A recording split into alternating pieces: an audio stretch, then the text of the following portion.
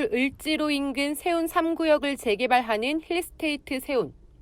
분양을 앞두고 일정을 중단했습니다. 주택도시보증공사와 시행사가 분양가 합의점을 찾지 못했기 때문입니다. 시행사는 분양가 규제를 받지 않는 후분양제를 검토하겠다는 입장입니다.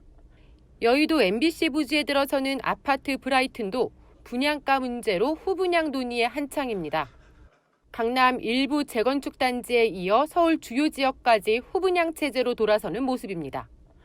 후분양제의 경우 분양가가 분양 시점 시세에 맞춰지고 시공사의 금융비용 등을 감안하면 더 비싼 가격으로 책정될 것이란 전망이 우세합니다. 기본적으로 금융에 따른 원가도 높아진다고 보셔야 될 거고, 그동안 물가 오르는 거 뭐 다 감안해가지고 받겠죠, 원가에다. 그러면 이게 후분양이라는 거는 분양가를 낮추기 위한 건 아닙니다. 정부는 민간 택지 분양가 상한제 카드를 꺼내들며 더 강한 규제를 예고한 상황. 정부가 시장 가격을 매우 강하게 통제하는 조치입니다. 당장 재건축 사업은 직격탄을 맞을 수 있습니다.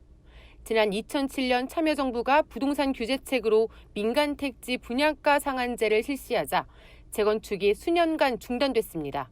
조합은 계속 분양가를 높게 받고 싶은데 시장이나 이런 데서 안 받아주거나 아니면 그 당시에도 뭐 정부적으로 약간 높게 받으면 규제를 받을 수밖에, 인허가 단계에서 규제를 받을 수밖에 없는 상황이다 보니까 조합 단계에서 그 이후 단계로 이제 넘어가야 되는데 그게 잘 안 됐던 타이밍이거든요.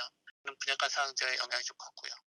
분양가가 낮아져 재건축 조합의 수익성이 떨어지면서 사업 추진을 미룬 겁니다. 이처럼 전문가들은 분양가 통제 시 일시적인 집값 하락 효과는 있겠지만 전체 주택 감소와 신규 주택 쏠림이 나타날 수 있다고 우려합니다. 실제 2007년 30만 가구를 넘었던 전국 아파트 분양 물량은 각종 규제 여파로 2010년 20만 가구 이하로 떨어졌습니다. 신규 주택에 대한 품귀 현상으로 과열이 더 심해지고 분양시장 불균형이 심화될 수 있다는 지적입니다. 한국경제TV 이주비입니다. 안녕하세요. 아포입니다. 먼저 뉴스 띄워드리면서 방송을 시작했는데요. 지금 나오는 이야기들이 다 사실 기존에 제가 했던 말들이죠. 후분양으로 가게 되면 분양가가 더 높아진다. 그런 이야기도 이미 제가 말씀을 드렸었고요.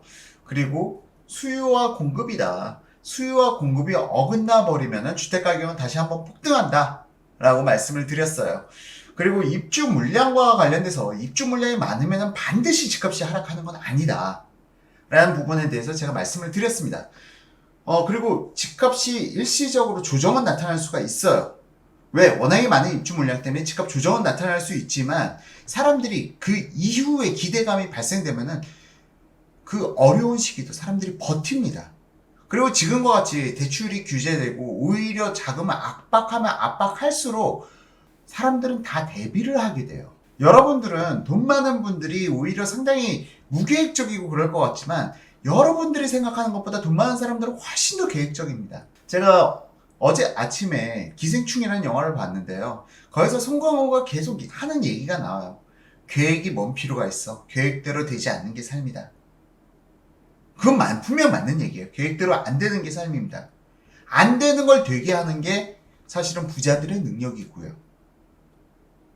이게 사람들이 가난하니까 안 되는 게 당연한 거다. 계획대로 안 되는 게 당연한 거다라고 생각하지만 이건 아니에요. 가난한 사람도 계획대로 만들어갈 수가 있습니다. 그건 자기 자신의 마인드 차이고요. 잠깐 말이 샜는데요. 자, 일단 많은 분들이 제가 건설회사 출신이고 정말 사업성 검토를 갖다가 수천 건 이상 했을 거예요. 많은 분들이 오해하는 것 중에 하나가 건설사가 폭리를 취한다? 아닙니다. 사실 한 개 현장을 갖다가 시공하는 데 있어서 건설사보다 훨씬 더 많은 마진을 갖다가 걷어가는 곳들이 있어요. 곧 드립니다. 곳이 아니에요. 첫 번째가 은행입니다. 한 개 건설 현장에서 건설회사가 예를 들어서 30억이 남는다? 은행은 6, 70억 남아요. 이자 수익만 가지고.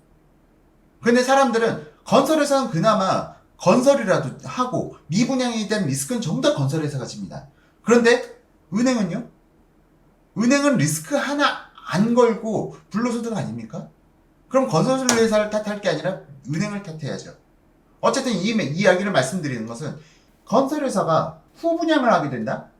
후분양을 하게 되면요, 여러분들이 중도금 대출로 받아가지고 저리에 받을 수 있는 중도금 대출 이자, 이게 건설회사가 대출 받으려면 6, 7%까지 올라가요. 이게 다 분양가에 그대로 전가가 되는 거죠. 또한 후분양하게 되면은 물가 상승률이라는 건 꾸준히 발생되는데 2, 3년 후에 물가 상승분 차익을 갖다가 다 건설회사가 먹게 됩니다. 자, 분양가가 상당히 올라갈 수밖에 없는 거죠. 참, 그리고 건설회사가 모든 폭리의 마진을 취하는 것도 아닙니다, 사실. 후분양한다, 조합에서 후분양한다, 후분양을 해서 발생된 사업이익은 조합의 몫이에요. 건설회사는 정해진 마진밖에 없는 겁니다. 많은 사람들이 잘 몰라요, 이런 사실들을. 근데 김현미 국토교통부 장관은 여전히 또 분양가를 갖다 더 강하게 규제를 하겠다? 그러니까 시장을 모른다는 거죠. 시장을 모르고 지금 사실상 올해 하반기에 입주 물량 강동구에 많다는 거 저도 알고 있습니다. 알고 있는데요. 그렇게 따지고 보면 유일에 3만 가구가 입주할 때 유일에가 집값이 폭락했나요? 유일에 3만 가구가 입주하는 타이밍을 한번 생각해 보시죠.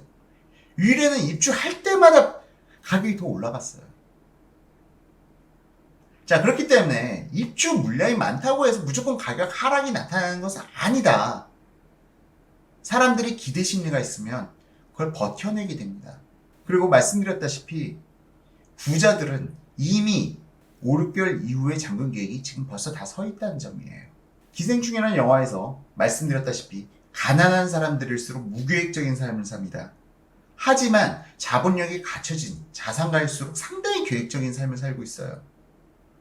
그렇기 때문에 지금 국토교통부의 지금 분양가를 갖다 더 규제하겠다는 그러한 정책이 오히려 집값 폭등에 또 영향을 미치고 있는 만큼 지금 현 정부의 부동산 대책은 전면 수정되어야 됩니다. 더욱이 김수현 청와대 사회수석이 국토교통부 장관에 간다고 그러는데 그럼 또 자기 자신의 논리를 그대로 주택정책에 반영해 나가면요, 주택시장 폭등은 불가피한 상황이라고 전 생각합니다.